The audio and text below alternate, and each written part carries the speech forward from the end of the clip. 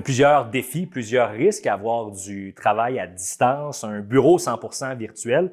Bien, la motivation des employés, évidemment, c'est une des clés. Parce qu'on a eu des problèmes par rapport à ça dans le passé, entre autres pendant la pandémie, où certains employés disaient hey, « là, je suis tanné d'être tout seul chez nous ».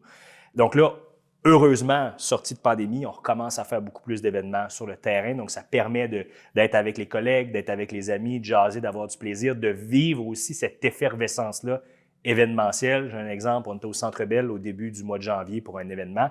Bien, cette folie-là d'être là, tu ne le vis pas dans un événement virtuel qu'on faisait durant la pandémie. Donc, les employés ont retrouvé aussi cette motivation-là qui est comme pas un baume, mais tu sais, l'autre côté à être seul chez nous dans notre bureau. Il y a cette portion-là, je dirais, de risque.